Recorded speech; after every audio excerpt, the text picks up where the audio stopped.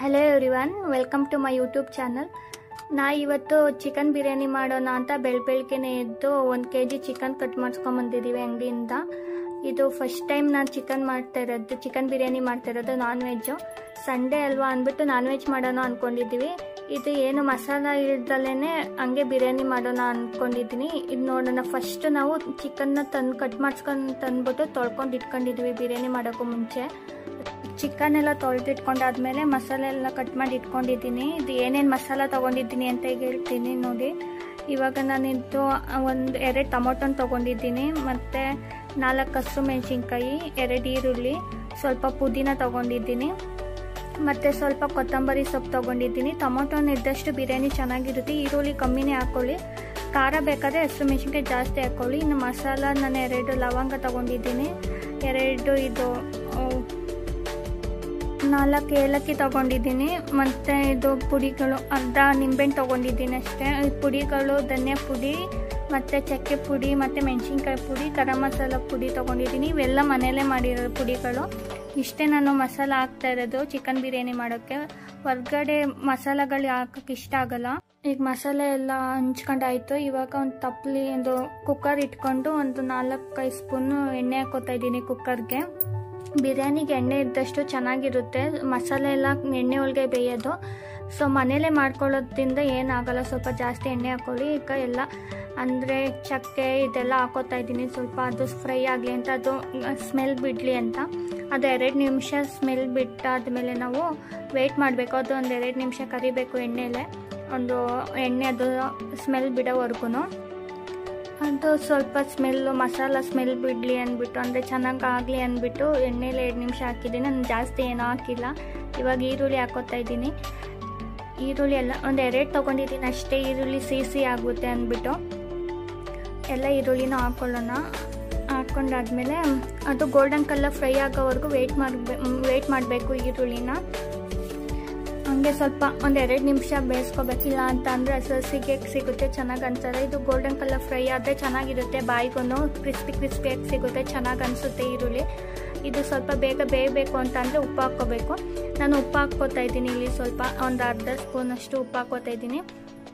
ಈರುಳ್ಳಿ ಬೇಯಬೇಕಾದ್ರೆ ಮುಂಚೆನೇ ಹಾಕ್ಕೊಂಡ್ರೆ 2 ಸೆಕೆಂಡ್ಗೆಲ್ಲ ಬೆಂದಿರುತ್ತೆ. ಇವಾಗ ಹಸಿರು ಮೆಣಸಿನ್ಕಾಯಿ ಹಾಕೋತಾ ಇದ್ದೀನಿ. ಈರುಳ್ಳಿ ಬೆಂದಾದ್ಮೇಲೆ ಹಸಿರು ಮೆಣಸಿನ್ಕಾಯಿನೂ ಸ್ವಲ್ಪ ಹಾಕ್ಕೊಂಡು ಮಿಕ್ಸ್ ಮಾಡಬೇಕು ಎಣ್ಣೆಯಲ್ಲಿ 2 ನಿಮಿಷ. ನಾನು ಜಾಸ್ತಿ ಹಸಿರು ಮೆಣಸಿನ್ಕಾಯಿ ತೊಗೊಂಡಿಲ್ಲ, ಇವಾಗ ಖಾರ ಆಗಲ್ಲ ಅಂದ್ಬಿಟ್ಟು. ಇವಾಗ ನಾನು ನಿಮ್ಗೆ ಆವಾಗಲೇ ಶುಂಠಿ ಬೆಳ್ಳುಳ್ಳಿ ಪೇಸ್ಟ್ ಹೇಳೋದು ಮರ್ತ್ಬಿಟ್ಟೆ. ನಾನು ಶುಂಠಿ ಬೆಳ್ಳುಳ್ಳಿ ಪೇಸ್ಟ್ ಮಾಡಿ ಇಟ್ಕೊಂಡಿದ್ದೀನಿ, ಅದು ಮನೇಲೇ ಮಾಡಿರೋದು. 1 ಟೇಬಲ್ ಸ್ಪೂನ್ ಹಾಕೋತಾ ಇದ್ದೀನಿ ಅಷ್ಟೇ. ಶುಂಠಿ ಬೆಳ್ಳುಳ್ಳಿ ಪೇಸ್ಟ್ ಇಲ್ಲಾಂದರೆ ಬಿರಿಯಾನಿನೇ ಆಗಲ್ಲ, ಚೆನ್ನಾಗಿ ಅನಿಸಲ್ಲ ಟೇಸ್ಟು. ಆ ಶುಂಠಿ ಬೆಳ್ಳುಳ್ಳಿ ಪೇಸ್ಟ್ ಹಾಕೊಂಡ್ಮೇಲೆ ಅದು ಸ್ಮೆಲ್ ಹೋಗೋವರೆಗೂ ಬಾಡಿಸ್ಕೋಬೇಕು, ಇದು ಹಸಿ ಹೋಗೋವರೆಗೂ. ಇಲ್ಲ ಚೆನ್ನಾಗಾಗಲ್ಲ. ಈಗ ಚೆನ್ನಾಗಿ ಮಿಕ್ಸ್ ಆಗಿದೆ ಶುಂಠಿ ಬೆಳ್ಳುಳ್ಳಿ ಪೇಸ್ಟ್ ಈರುಳ್ಳಿ ಎಲ್ಲ. ಇವಾಗ ನಾನು ಆಲ್ರೆಡಿ ಮಸಾಲೆಗಳು ತೋರಿಸಿದ್ನಲ್ಲ, ಅದನ್ನ ಹಾಕೋತಾ ಇದ್ದೀನಿ. ಇದು ಧನಿಯಾ ಪುಡಿ ಮತ್ತು ಚಕ್ಕೆ ಪುಡಿ ಮತ್ತು ಗರಂ ಮಸಾಲೆ ಎಲ್ಲ ಇದು ಮನೇಲೇ ಮಾಡಿರೋದ್ರಿಂದ ಚೆನ್ನಾಗಿ ಅನಿಸುತ್ತೆ. ಅರ್ಧ ಸ್ಪೂನ್ ಇಲ್ಲ 1 ಸ್ಪೂನ್ ಹಾಕ್ಕೋತಾ ಇದ್ದೀನಿ. ನಾನು ಇಬ್ರಿಗೆ ಮಾಡ್ತಾ ಇರೋದು, ಅದಕ್ಕೆ ಇಷ್ಟೆಷ್ಟು ಮಸಾಲ ತೊಗೋತಾ ಇದ್ದೀನಿ.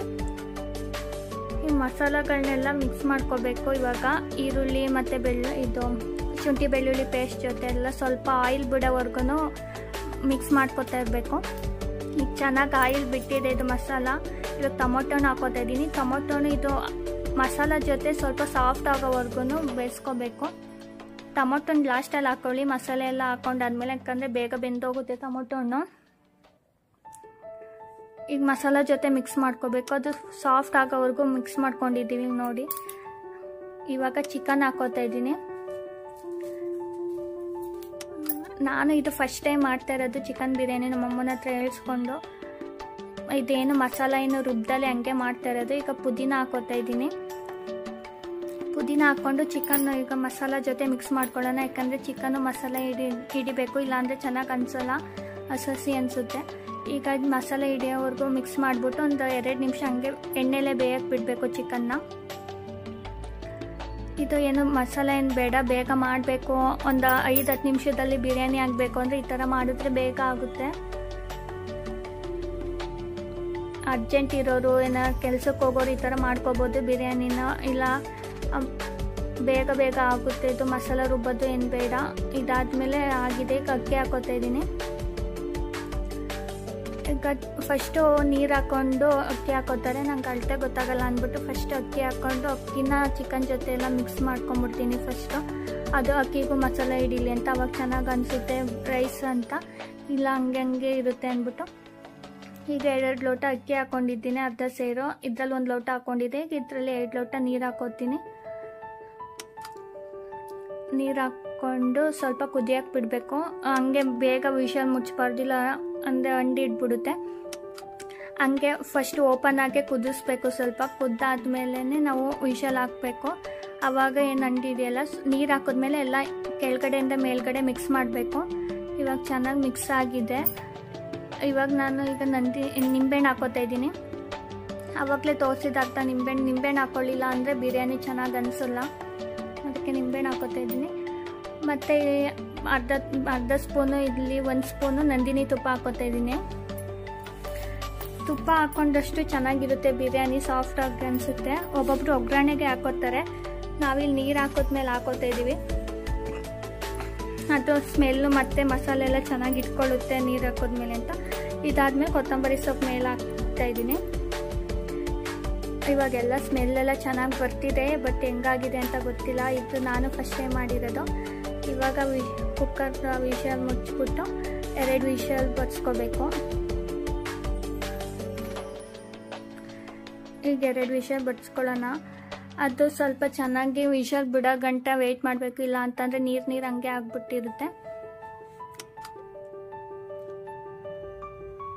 ಕುಕ್ಕರ್ 2 ವಿಷಲ್ ಬಿಟ್ಟಾದ್ಮೇಲೆ ಸ್ವಲ್ಪ ವೆಯ್ಟ್ ಮಾಡಿಬಿಟ್ಟು ತಟ್ಟೆಗೆ ಹಾಕ್ಕೊಂಡ್ವಿ. ಬಿರಿಯಾನಿ ನೋಡೋಕ್ಕೂ ಚೆನ್ನಾಗಿದೆ, ಟೇಸ್ಟ್ ಮಾತ್ರ ಸಖತ್ತಾಗಿ ಅನಿಸ್ತಿತ್ತು. ನಾನು ಇಷ್ಟು ಚೆನ್ನಾಗಾಗುತ್ತೆ ಅಂತ ನಿಜ ಅಂದ್ಕೊಂಡಿರಲಿಲ್ಲ. ಟೇಸ್ಟ್ ಮಾತ್ರ ಸೂಪರಾಗಿತ್ತು. ನೀವು ಎಲ್ಲರೂ ಟ್ರೈ ಮಾಡಿ ಒಂದ್ಸಲ.